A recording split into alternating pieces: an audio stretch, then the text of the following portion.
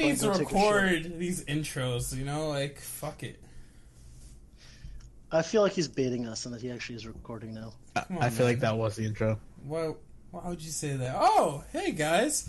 Well, we are fucking Yellow Otaku Gamers. Son of a bitch. You son of a bitch.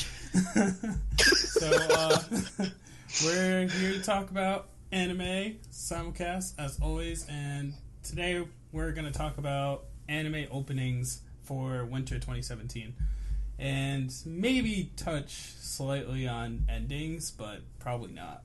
None of us are feeling the endings. They all suck. All the endings Well, suck. I mean, it's not that they suck, it's just that they don't stick.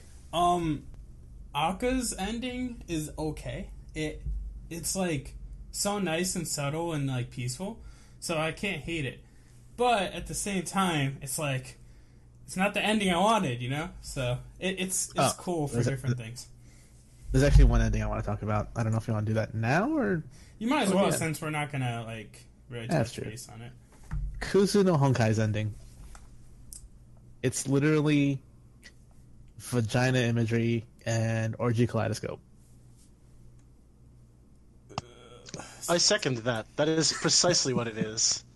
Did you With watch absolutely it? zero emphasis. Yes. No, because you linked it, remember? I linked him. Oh, yeah. That's it. What in the fuck am I watching?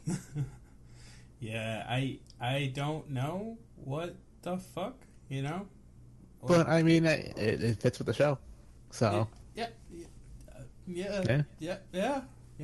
I mean, I can't speak to that because I haven't picked it up.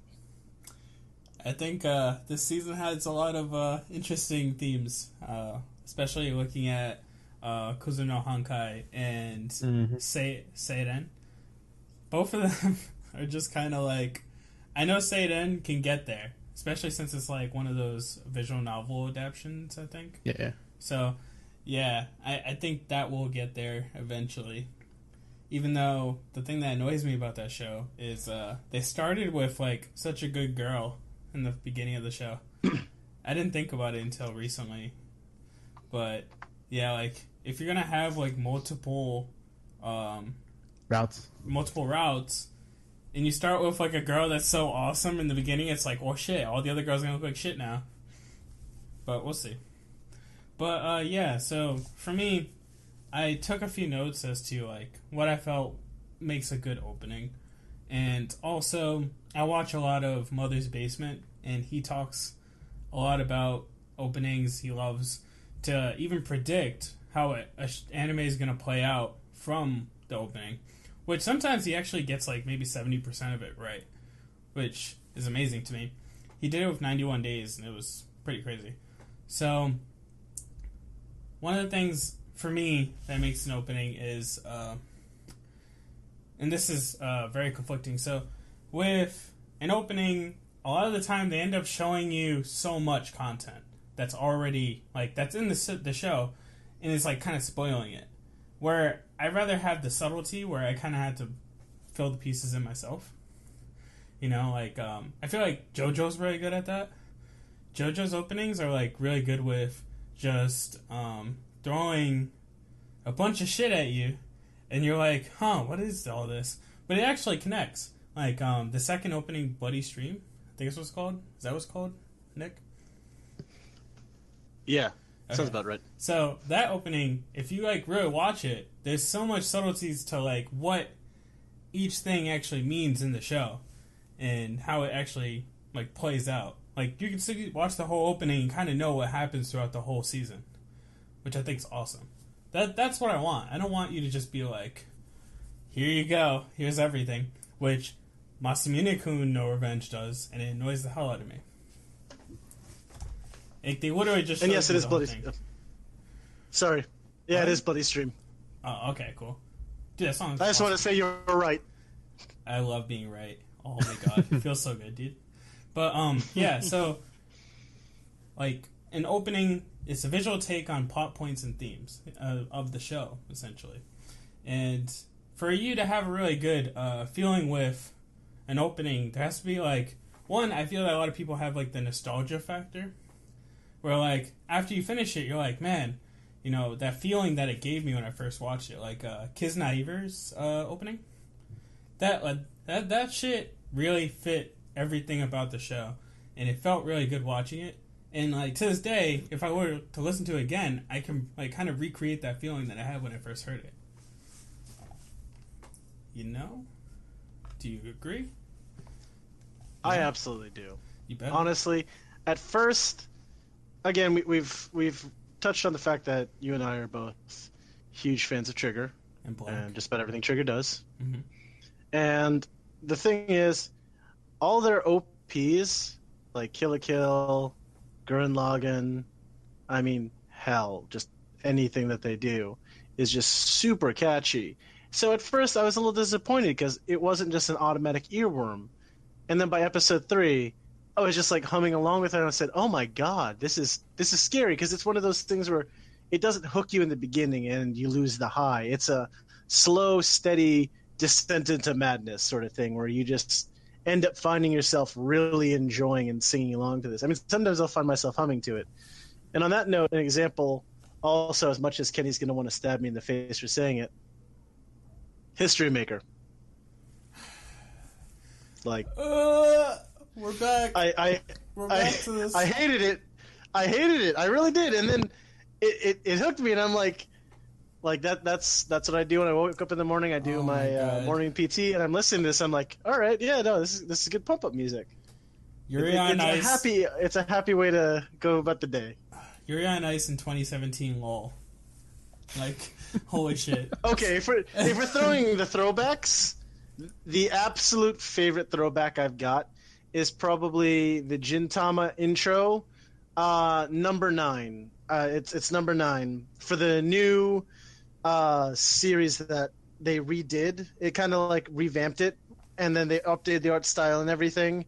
And it's a very happy, chill intro, and it kind of touches on the serious points of Gintama, like how he fought in the war against the Amato aliens. I can't remember if they call them Amatos. I haven't watched in a while. But then it just chimes into a really great hook. And even the EPs of Gintama are very good, which is shocking because it's a purely comedy parody thing. It's the Japanese equivalent of The Simpsons, basically. Yeah. Like, they'll make fun of everything from Star Wars to other anime to Obama and Will Smith. Like, holy crap. Like, they touch on just about everything. Did you watch the newest opening for Gintama?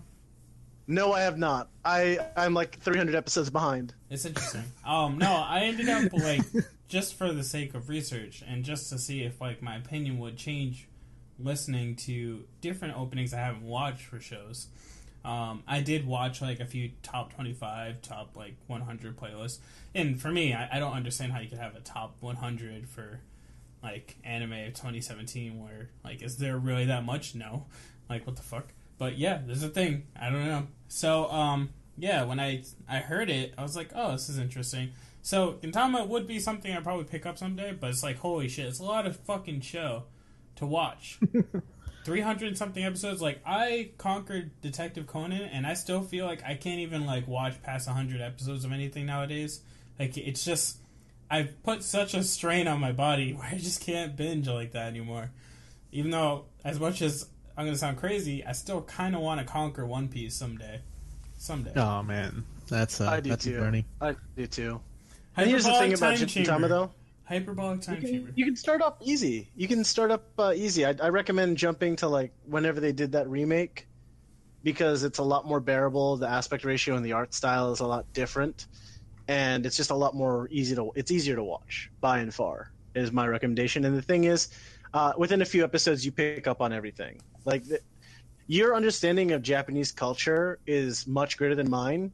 So I feel a lot of the inside jokes that I missed and did not understand, you would just like be busting out laughing about. I watched the first episode and I died. Like, literally died. It was just the first episode.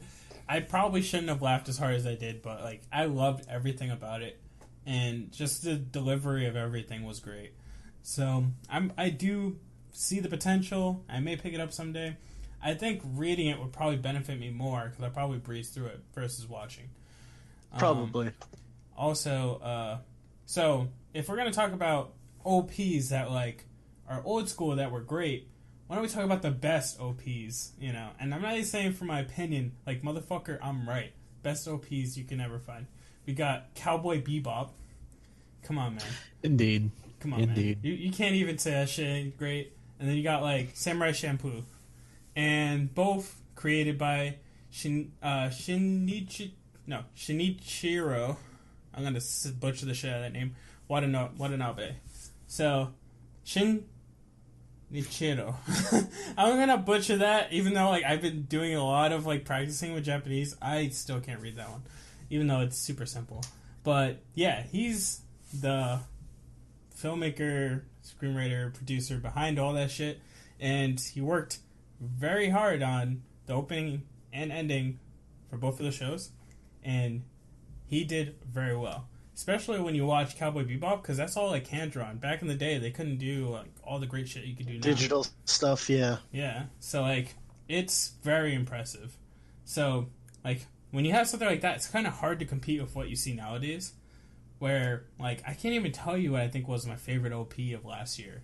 I can't think of like a top 3 really.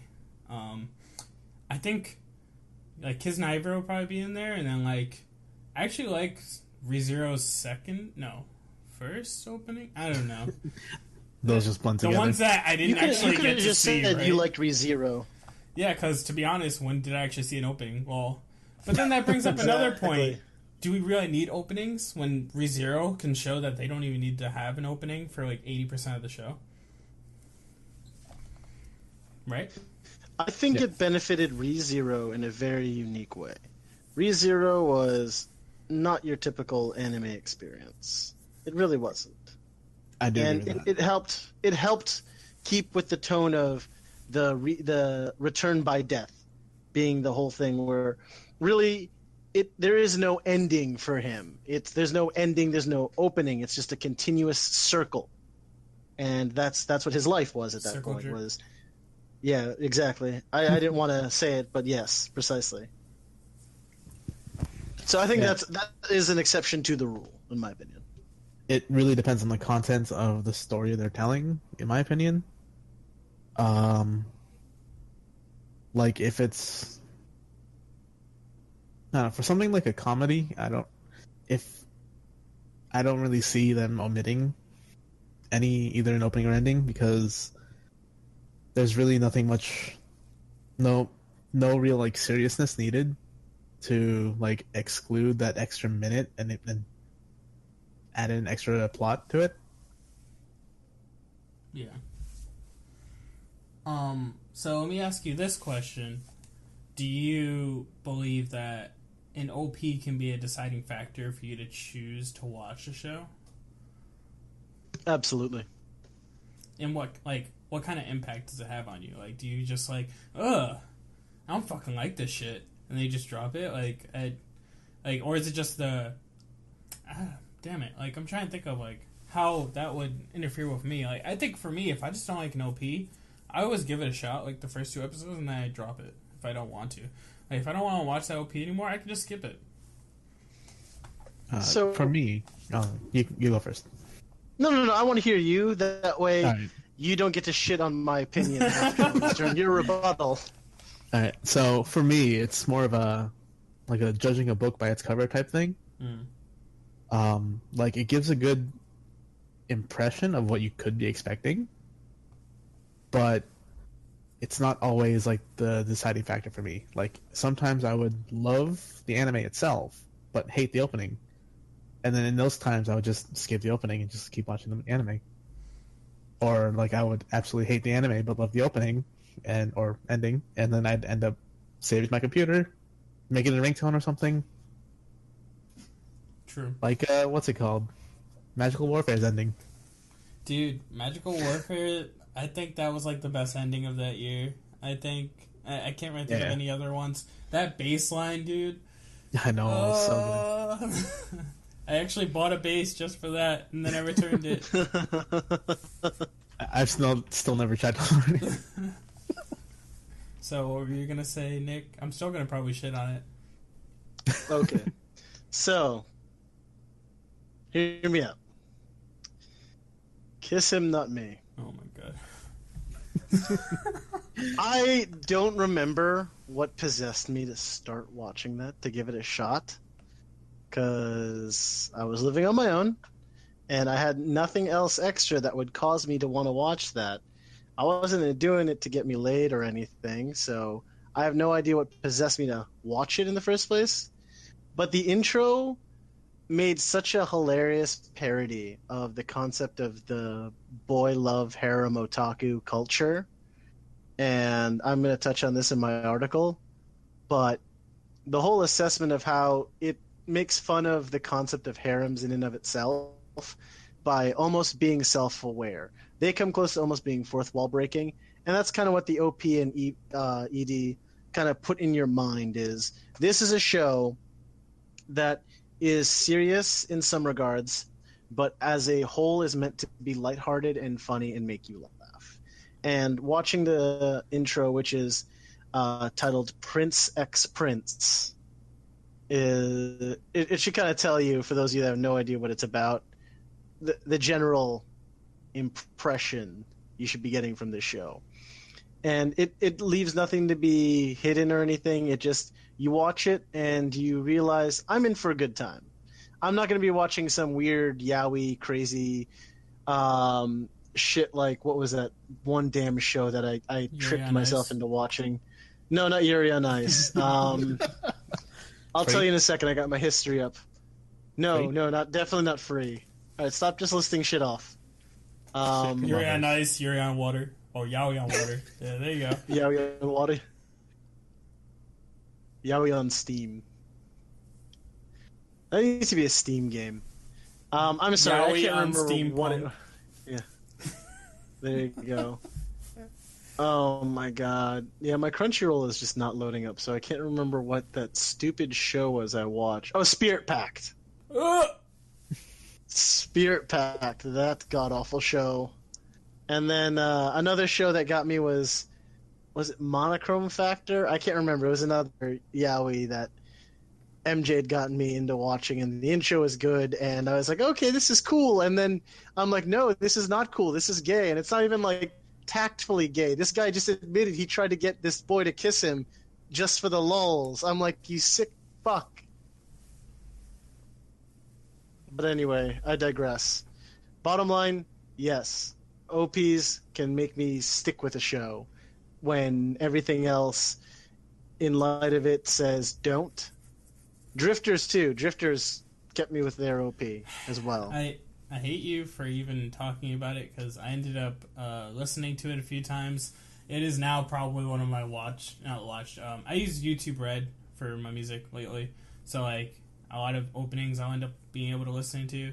Drifters comes up so much now because I listen to it so much, and like as soon as it comes on, like depending on what I'm doing, I just kind of let it play even though I've heard it so many times. Like I was on a treadmill yesterday and I was just like, oh shit, and I was just like getting pumped. I put the speed all the way up and I'm just like running, letting all my bullshit go behind me, So yeah, that song's pretty awesome. Yep. So we do need an OP. Sometimes we don't, depending on the story. And I'm guessing we really don't want like a generic OP.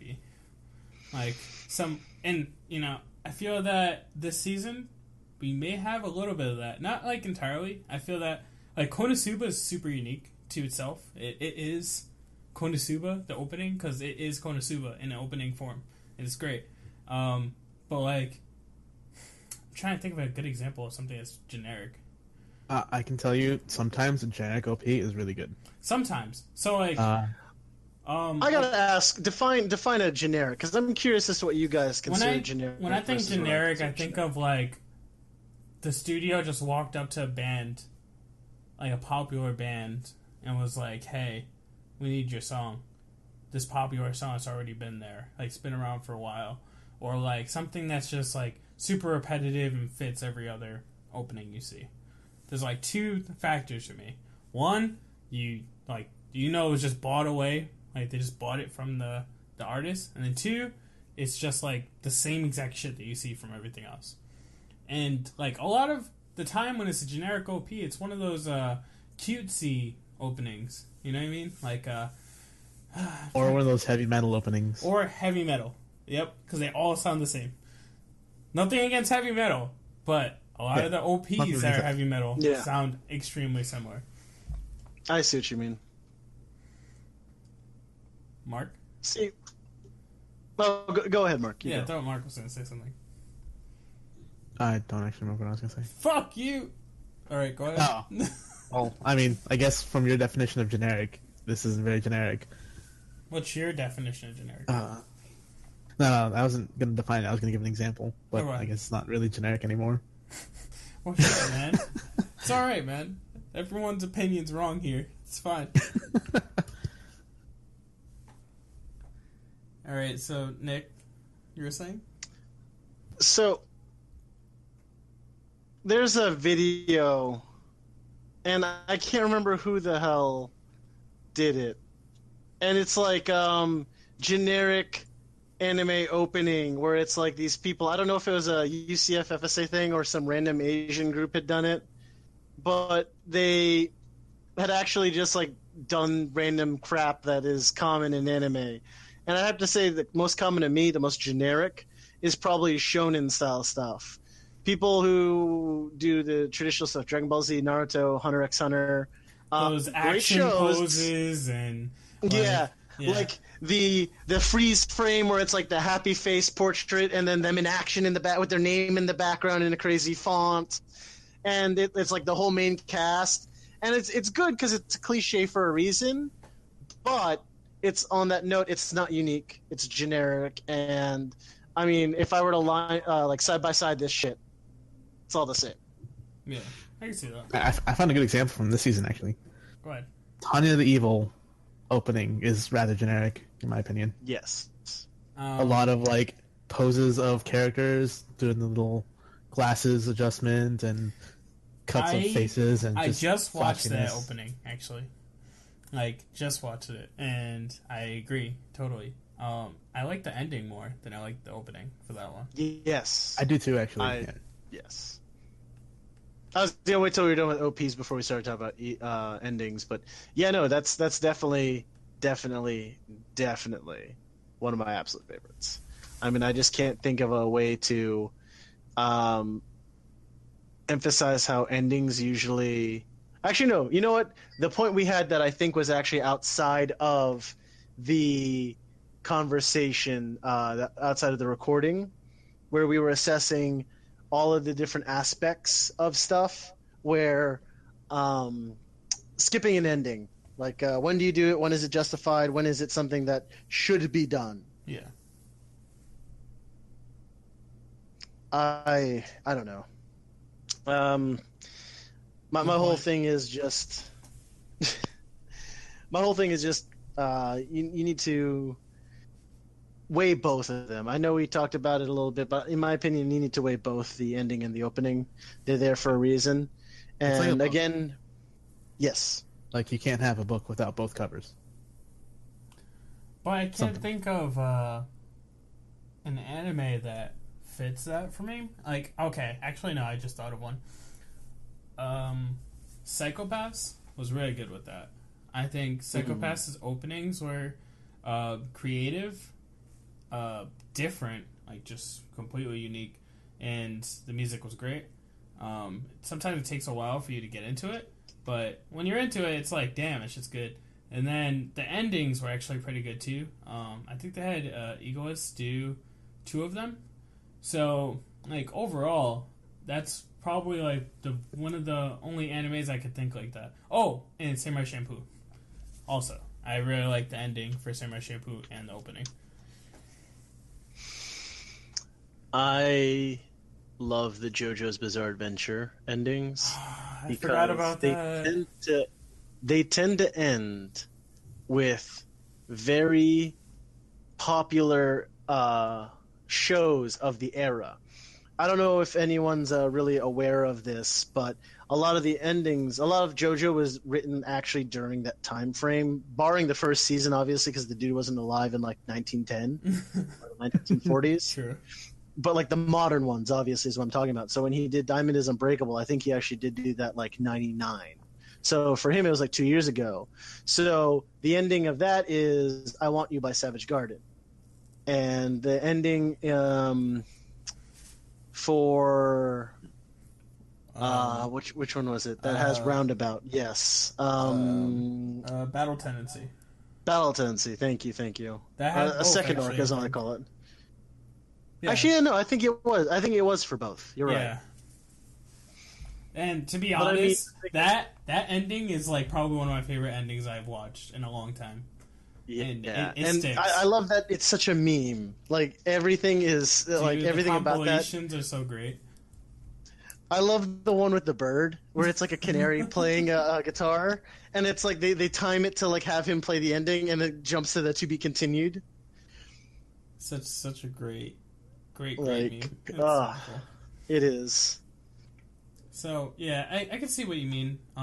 It definitely works and it helps the anime's image. It makes the viewer want to explore everything about it versus just like watching the show and then being done with it. So yeah, I can see that. So let's start talking about like this season, like what our favorite ones are. I can kind of list one, and then I'll let you guys kind of go with yours. But I think I'm feeling the Fukobi. I think Yes. I think I'm feeling it a lot, like more than I should. And I think it's not just like the audio. I love the visual of it.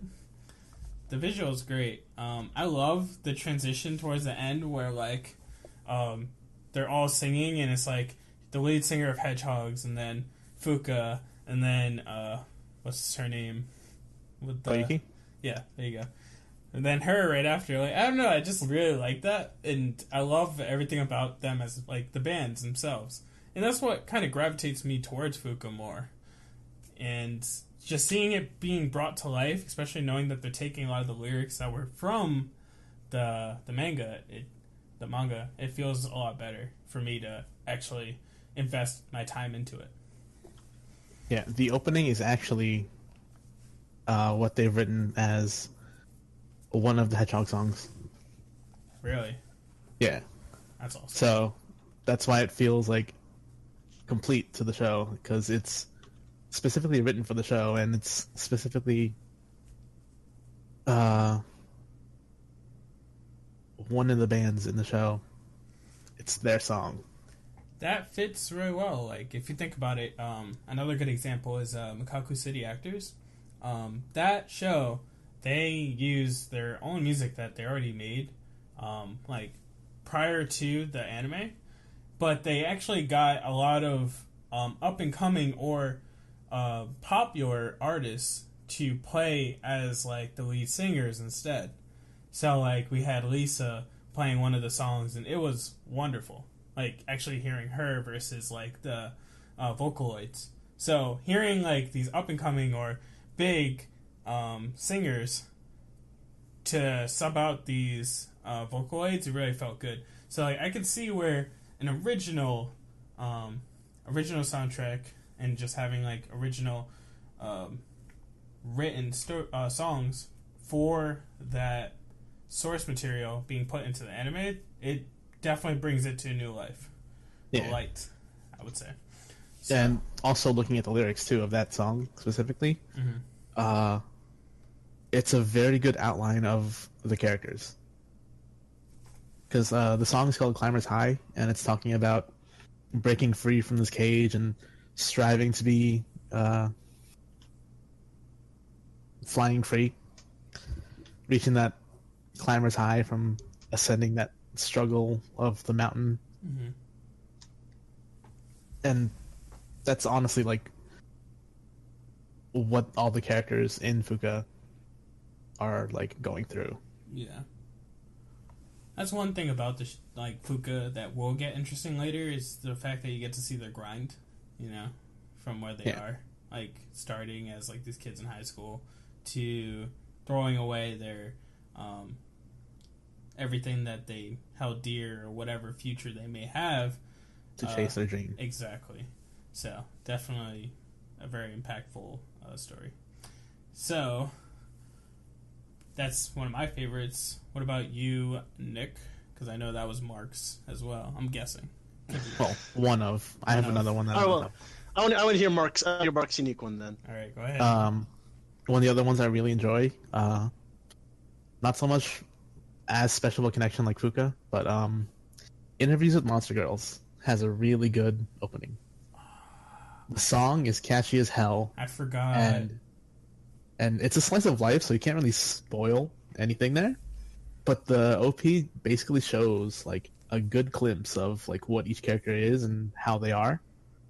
Like you would see Hikari, the vampire, all like energetic in her little scene, and the main character, what was his name, Takahashi Sensei. Mm-hmm. Like in the entire opening, he's just trying to read a book in the library, and because like he's genuinely a very studious and well-educated person who wants to learn more. It's one of those that makes a good impression for first-time watchers. Yeah, I agree. It's actually a great OP. I want to ask, you may have the answer to this. Is this an A1 Pictures anime? If not, I'll be surprised because it looks like an A1 Pictures anime. I don't remember off the top of my head, but I can. Yes, it is actually. Yeah. Dude, like I felt it and I was like, yo, this is A1 Pictures and like this is like the good A1 Pictures, not Sword Art Online. You know, so yeah.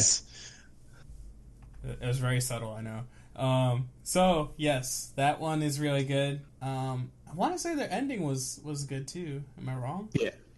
Okay. It's a very calm and it's a good unwind from the hilarity that goes on during the episode. Definitely is good for a few different reasons. One, it's not showing you everything about the story. Two, it's actually showcasing all the characters separately and kind of giving them each how do I say it? An image, like you get to look into what they are looked at as by community. You know, like, oh yeah, a vampire looks like this, a Dalahan looks like this, or this is a succubus. A succubus, exactly. And then when she sees that, oh, what the hell? And she tries to like block you away from looking at it because she doesn't want anyone to get any sexual arousal or sexual thoughts. So it's really very interesting, and it really showcases the characters' personalities at the same time. Good choice. Kind of forgot about it. I'm kind of mad I forgot about it. It's a good show. If you haven't picked it up, I highly suggest picking it up. I was thinking about writing about it. Am I going to fight you for that? I can probably. Yeah, I can. You can probably take it. Well, we'll see. We'll talk about it. Yeah. So, Nick. Okay. So, my craziness. All right. One of the most memorable ones that is both combination of meme worthy hits my main point that I touched on earlier, where it has to be something that will get stuck in your head and just be there. The Attack on Titan intro. First one. Tell me that has not gotten stuck in your head and just stayed there and you just can't get it out. I dare you. I think it's the best thing that came out of the show. Out of the anime. Yeah, it's the best thing. The opening is the best thing about it. All right. So that right there, that was like I got 4. That was the 4th best on that one. Next up is just the Berserk intro, because it kind of sets forward a lot of craziness, and it's hilarious because it's catchy, it's good, it gets you fired up. The animation shifts to when the animation was good and not shitty CG. And best of all, if you'd never seen Berserk, you'd watch it and be like, oh, what the hell is all of this? If you have seen Berserk, you realize, oh god, I didn't need to cry. I didn't need to be reminded of everyone he ever loved and grew to enjoy the company of dying horribly in a horribly fucked up betrayal. It just sticks with you. And again, I love the animation component because it draws in the 26 episodes /4 movies /1 movie of the Golden Age arcs. Beyond that, next one is something that when I have a genuine depressed, sad moment in my life, or I'm really not having a good day, I'm feeling down, I'll blast this sucker and just repeat it over and over again. The No Game No Life intro. I love the animation style. I love the music. No Game No Life is probably one of my absolute favorite animes. Just great anime right there. No Dissent? Okay, good. Because I want to hear you. I got tired of it, but that was because I played it way too much.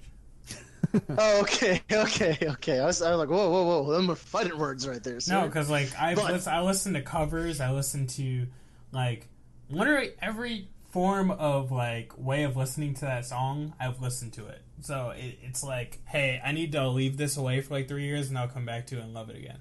So yeah, when they come out with season 2. Anyway, they won't. No. So this is the one that I feel we all want, and if you don't do the editing of this well, actually, no, we can't. But I would love to have thrown this in there, but we're going to get hit with copyright strikes. The original Pokemon intro. You can't tell me it's not... It is a little cliche now, but I mean the original one back in like 96 or 97 when we were all friggin' elementary school kids. Tell me that was just not like the greatest thing. You'd sit just like Deku in My Hero Academy, and you'd just like sit there in front of the TV watching that show, would you not? But would you? Even as a kid, I kind of got tired. Is it just that show? Like, I feel like almost everything we watched when we were younger had like really good openings. I think we were lucky to be born when we were born and to like grow up when we did, because we were kind of spoiled with a lot of great shit. Yes, we were. And now you guys are making me feel really bad about saying that for last. But I was actually listening to it today during like my thought processing of what we'd be going over for the shows and whatnot, and it really made me happy. It's like that one Heath Ledger movie. I think it's like A Night Tale. Oh yeah, where he Dark talks Knight. About... God damn it, Kenny. Sorry, no, it it was like a Knight's Tale. God damn it. Anyway, he references how like being with this woman makes him feel like he's a kid at church again, and she's like, why the hell would that make? Why would being around me, a beautiful woman, make you think of going to church as a child? And he's like, it fills me with that wonderment, that happiness, that being close to God kind of thing. And anytime, again, getting a little too deep and personal for this podcast, in my opinion, but every time I feel kind of bad and shitty about stuff, like, religion is one of those things that like you kind of look to and you're like, oh, you know what, that was a good time, like when I was a kid and like everything was happy and mystical and all that shit. And I guess that's why Pokemon sticks true with me. Like if I hear someone start like playing it or like singing it along, like in my head I'll sing. I'm not gonna sing out loud because I'm a grown-ass adult. Are you? But I have a bed, sir. I have furniture. I live by myself, motherfucker. I don't sleep on a pile of my clothes like some kind of savage anymore. Anyway, but no, I really, it hits home for me personally because I think it brings back a lot of good memories. I mean, the three of us have gone through some really intense shit personally and together as a group. But I mean, it's one of those things where you don't necessarily wish you were a kid again, but it's happy reminiscing. It's happily thinking, you know, times were fun back then. I'm glad I'm an adult. I'm glad I've done what I've done and I've been through what I've been through. But, I mean, I don't know. It's just one of those things where you kind of got to sit back and think to yourself, this is something that I'm listening to. Same thing as the Power Rangers intro. Like, I mean, it has one of those subconscious effects on you because it was something you knew when you were a child growing up, and it's almost like a Pavlovian kind of response, in my opinion, that when you hear it you get kind of pumped. And that's what any good OP or ending should do, is it should get you pumped on a really deep level. That brings up all the points we mentioned earlier, like the nostalgia factor, you know, just the visual cues and everything too. And you know, it when you listen to it, you kind of listen to the feeling you have when you first watched it. So, yeah. Yeah. And again, I mean, I'm gonna be honest. I can't remember what we said off air versus on air, so I'm really feeling shitty if I repeated myself again. No, you didn't say that. But all right, good. You fucking should have brought this up like when I was bringing up Samurai Shampoo and shit. Because I'm talking about this season, motherfucker. Yeah, no, I thought know. I thought we were supposed to be talking about this season, so I only have to See, this season. okay, that's what I thought too. But in my mind, I'm like, all right, you know what? I don't have access to my computer. Like, I don't have access to Discord right now, so I can't message them because I forgot texting, phone calls, or like Facebook Messenger was a thing. So forgive me. I genuinely took notes on. I thought back. I listened through my Spotify and I looked for all of the anime covers and openings that held a point in my heart, and that's why I took notes on the nostalgic components. That's why I took notes on that. To be honest, you're not wrong, and on it's that. fine. I'm happy that we get to hear this. I'm cool with it. But what do you think about this season? What do you think? I know. Well, here's the problem for me. I don't really have that feeling with any of the stuff I'm watching. And I'm going to be touching back on it later. That's a good point. Like you guys have cited Fuka and whatnot, and I don't like none of the stuff I'm watching has given me that. So I kind of had to fall back because if you did lock me in, if you did time box me to only this season, I'd have had 5 minutes during this podcast and that's it. I'd have been sitting here on mute jerking off like the entire time. Can I ask you this now? What do you think about, and I'm going to say this, but I want you to think back to the first season of the show, Blue Exorcist Season 2. Because I had to rewatch it and reevaluate it, and I think it's so good as visuals go. I don't think the song's better than the first one, but I think visually it's great. See, that's actually precisely how I'd have said it, to be honest. I really did enjoy the visuals and everything, and I don't know if that's just a product of this being done 5 years in the future with better technology and like just 5 years more experience. If I were to do my job right now 5 years from now, I'm pretty sure it'd be better than I was doing it today. And I mean, part of that's just the experience, but yeah, definitely the music. I don't know if it's because I was a happier, different person when I heard the first one, but I did actually listen to it again since I know I wrote the article component and I screwed up on a minor detail, but very minor. I definitely, very minor. No one needs to go back and try to find out what it was. But it was very, I don't know. It didn't hit home. It didn't have the same resounding effect, in my opinion. Like it didn't resound. No, I think the beginning of it, it's great. It hits, and you're like, oh shit, like it's good. But then, like, the middle piece is kind of, like, weird, and, like, the closing piece is weird, too. Like, I don't know. It doesn't have the same power. I shouldn't watch an opening and be, like, so-so at the end, but be, like, super for it in the beginning. Because that's how I feel. Yeah. I feel like the beginning of it's great. Yeah, like, History Maker. Oh, my God. There's a math beginning, and then the ending was really good. Shoot me, please. Holy shit. If you're wondering why I'm not on next week's podcast, kids, we have subbed you out. Kenny put me on global mute. They just started guessing when I was talking, and that's why I didn't notice anything. Struggle. So yeah, like if I had to think of like what's the best OPs, like I put Fuka up there, but like I said, it's because the other options aren't that great, to be honest. Like, Fuka's great. I like that opening, but because I like it because I was a manga reader initially. So, I like it more because of that factor. Blue Exorcist, I like it because, one, the nostalgia factor.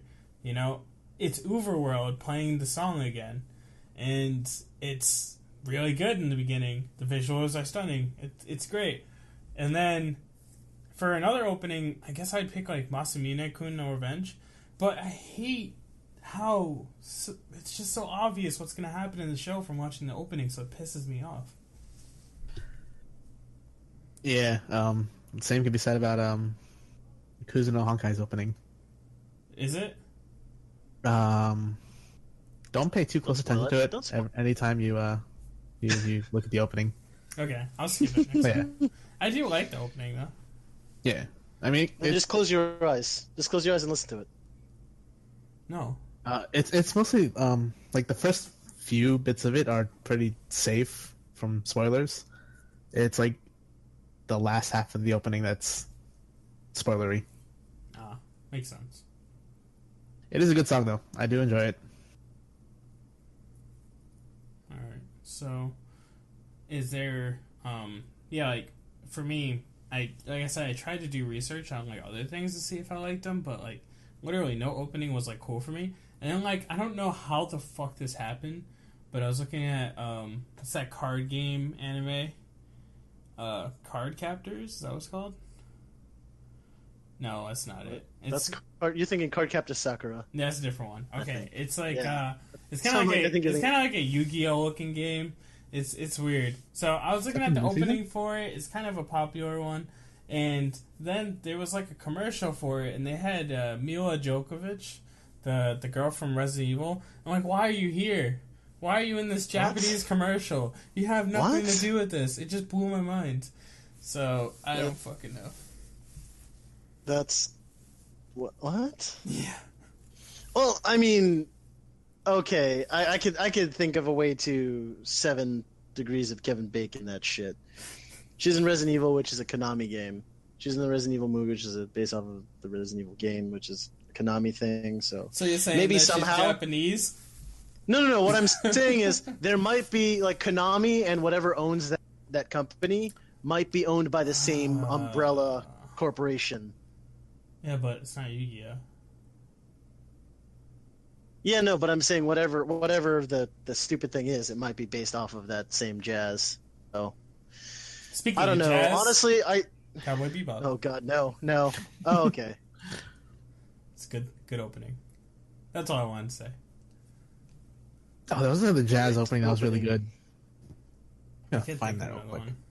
Oh! The Aka one. I forgot Aka. Yes, I want to talk Yeah, about yeah. I Aka. was gonna say the Aka one. The Aka one. I'm not a jazz person, but I did like it.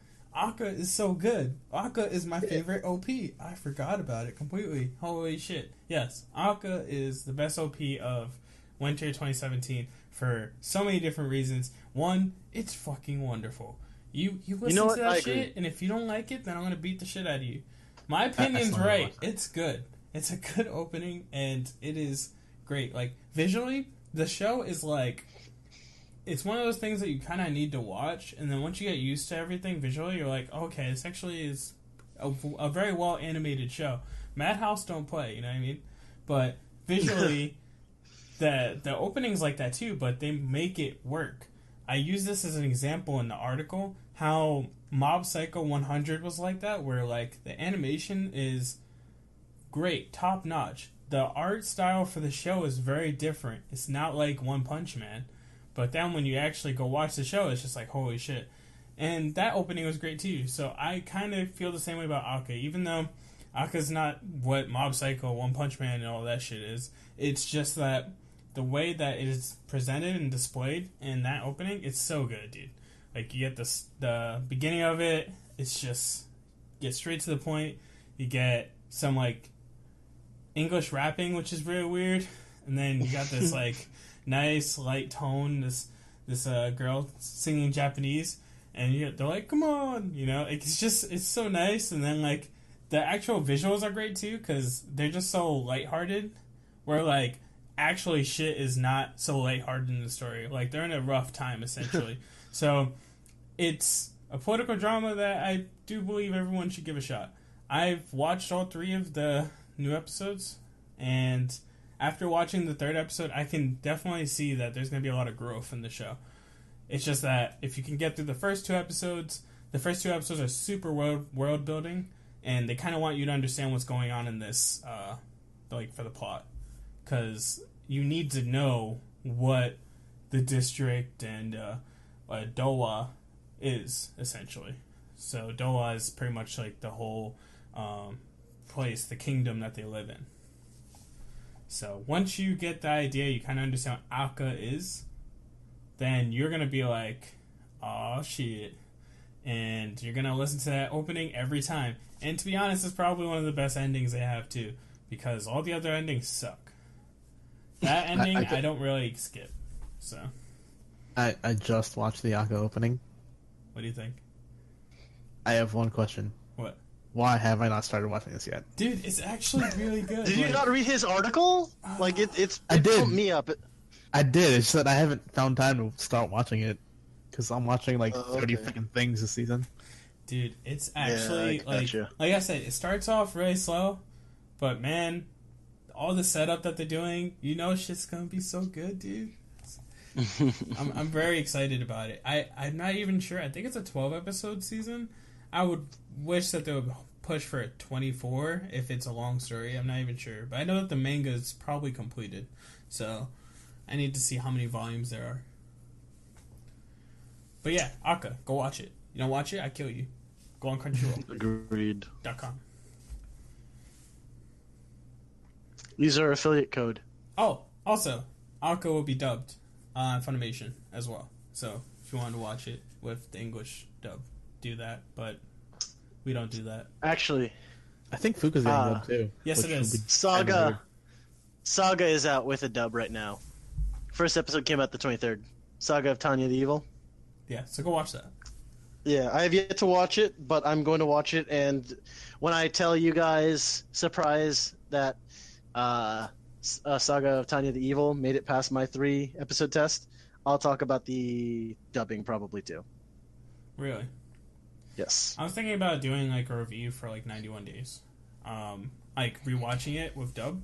Because they actually use like Italian, like Italian voices and shit, which is pretty cool. Like the mobster voices, just to really fit in the times that they're in and everything. Because it's not in Japan; it's actually set in Chicago, which is really weird. But yeah, we'll see. All right. So, I think that's all of ours favorite openings. Unless you guys have anything else you wanted to say. No, I'm good. Marc. I think I'm good. Alright, cool. Okay. Well, you know where to find us. We are Black and Yellow Otaku Gamers, and we are on our blog where we post all of our articles, pretty much first impressions, and Throwback Thursday is coming up real soon for game reviews and anime reviews. And we're going to be uploading podcasts on YouTube and SoundCloud, so please check that out. So that's it from us, and you all have a wonderful night. Jamata.